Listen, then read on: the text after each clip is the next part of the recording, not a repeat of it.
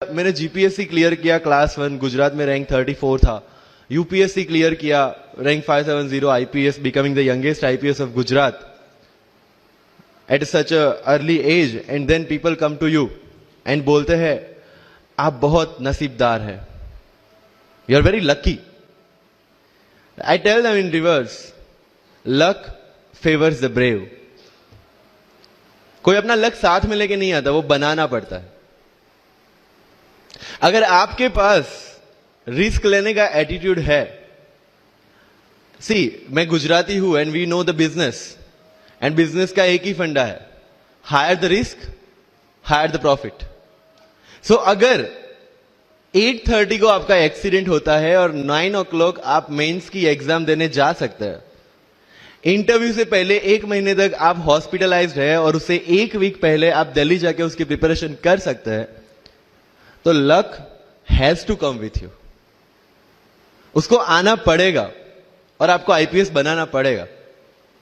लोग बोलते हैं कि एक्सीडेंट के बाद आप जाके आए एंड ऑल, तो द सिंपल था कि मैं एग्जाम के लिए निकला, मेंस मेरा था, सुबह GS3 का पेपर था।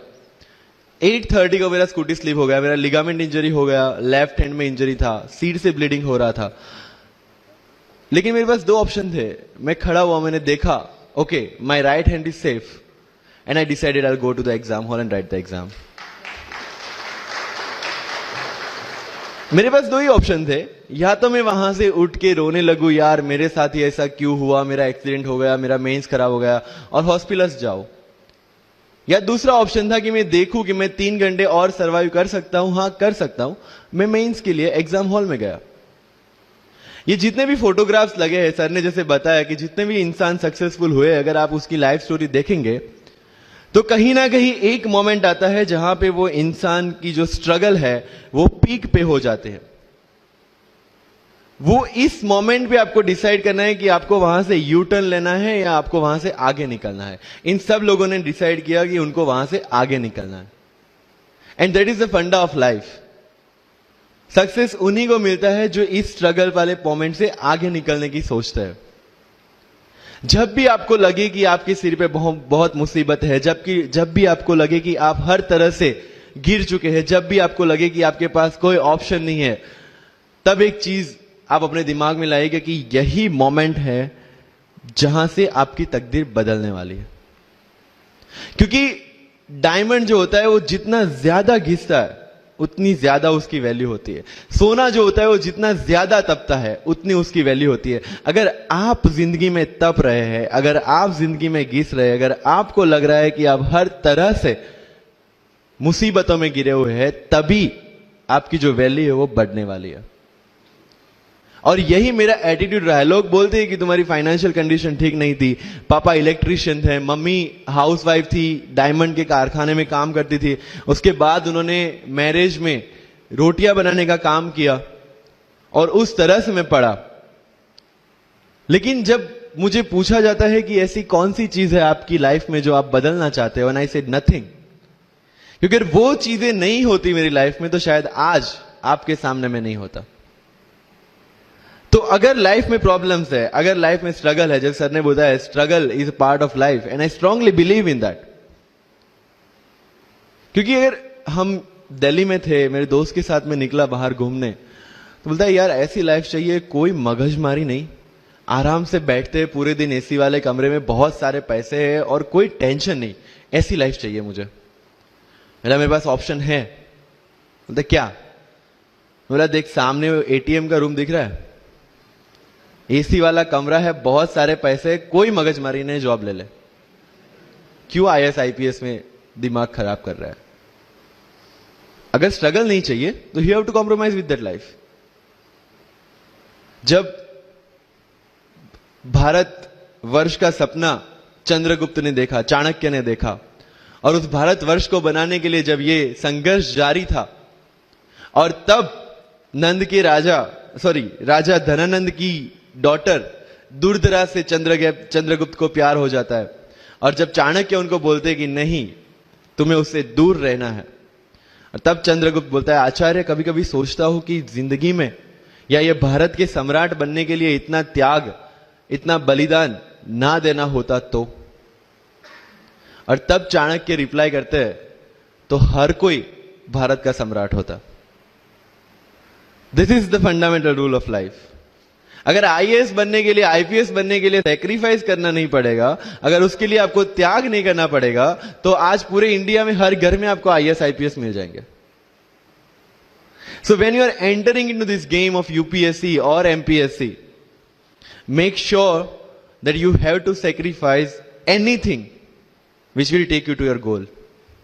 लेकिन प्रॉब्लम ये है कि हमें टेंशन होती है, यार दोस्त की एंगेजमेंट है, उसकी बर्थडे पार्टी है, उसकी शादी है, अटेंड नहीं करूंगा तो बोलेगा मैं तेरी शादी में नहीं आऊंगा, एंड ऑल। लेकिन बिलीव मी, जब आप आईएएस बन जाओगे, वो सामने से याद दिलाएगा, भाई इनविटेशन कार्ड नहीं भेजा तूने। समझ रहे हो? तो जो कुछ भी इसके लिए सेक्रीफाइस कर रहे हो, वो जब आप उस पोस्ट पे पहुंचोगे, सब कुछ वर्थ है, सब कुछ। मैंने जो मेरा इंटरव्यू था यूपीएससी का, मुझे एग्जैक्ट डेट याद है, 23 मार्च को मेरा इंटरव्यू था। 20 फरवरी को मुझे हॉस्पिटल में एडमिट किया गया क्योंकि मुझे इन्फेक्शन हो गया था बॉडी में, एंड बहुत हाई फीवर था, तो आईवी के अलावा कोई ऑप्शन नहीं था।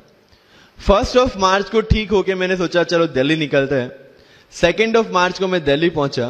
3 मार्च को वापस से टॉन्सिलाइटिस का अटैक होने की वजह से फ्लाइट लेके वापस से Palanpur, Ahmedabad. Again hospitalization. 15 March को I got relieved from the hospital. 16 March को मैं दिल्ली पहुंचा और 23 मार्च को I gave my UPSC interview. तो 1 महीने का हॉस्पिटलाइजेशन। उसके बाद जब दिमाग में ये था कि मेरे साथ जो लोग इंटरव्यू दे रहे हैं वो 1 महीने से प्रिपरेशन कर रहे हैं, एंड 1 महीने से मैं हॉस्पिटल में था, again I thought this is the moment to prove yourself. I went to the interview और पूरे इंडिया में 2nd highest marks in interview for the entire life. कि जितने भी कंप्लेंट्स आपकी लाइफ में है, मैं यहां से आता हूं, मेरे पेरेंट्स ये करते हैं, मैं वो करता हूं, मेरा इंग्लिश अच्छा नहीं है, मेरा मैथ्स अच्छा नहीं है, ये सारे हमने अपने आप को दिए हुए एक्सक्यूजेस है।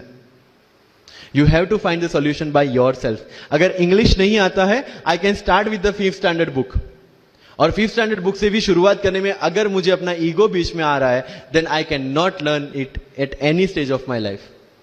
Start with the 5th standard book, start listening English, start speaking English. अगर बोलने में शर्म आती है, अपने मोहल्ले के किसी 3-4 बच्चों को जो 1st 2nd स्टैंडर्ड में, उनको उठाओ और उनके साथ बातें करो।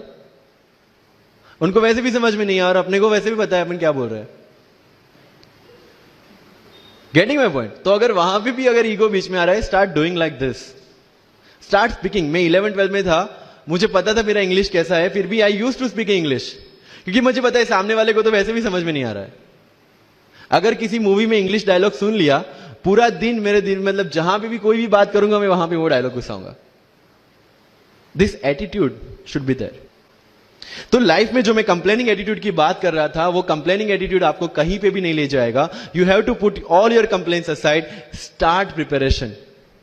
क्योंकि आज तक दुनिया यह मानती थी कि एक भी शब्द बिना बोले हम अपनी बात एक्सप्रेस नहीं कर सकते। तब हमारे साथ थे चार्ली चैपलिन, जिन्होंने एक भी शब्द बिना बोले सारी दुनिया को एंटरटेन किया। आज भी दुनिया जब यह मानती है कि सिर्फ औरतें अच्छा खाना बना सकती है, हमारे सामने संजीव कपूर, जिन्होंने पूरी दुनिया को भारत का स्वाद चखाया। आज भी अगर दुनिया यह मानती है कि अकेले इंसान से कुछ नहीं हो सकता, हमारे सामने महात्मा गांधी, जो अकेले चले थे और पूरा देश उनके पीछे चला था। आज भी दुनिया अगर यह मानती है कि धनवान बनने के लिए धनवान घर में पैदा होना जरूरी है, हमारे सामने धीरूभाई अंबानी, जिन्होंने पूरी दुनिया को एक सपना दिखाया, कर लो दुनिया मुट्ठी में, और आज रिलायंस इंडस्ट्री वर्ल्ड की और इंडिया की सबसे बड़ी इंडस्ट्री है। आज भी दुनिया अगर यह मानती है कि हम कम एज, ज्यादा एज में कुछ नहीं कर सकते, हमारे सामने अमिताभ बच्चन, जो आज भी 1 साल में 3 ब्लॉकबस्टर मूवीज देते हैं। अगर आप ये मानते हैं कि सिविल सर्विस में आने के लिए आपका बैकग्राउंड होना जरूरी है, आपके सामने Shahrukh Khan without any background आज भी बॉलीवुड का बादशाह है। अगर आज तक दुनिया ये मानती थी कि हम सिर्फ धरती पे रहने के लिए बने हैं,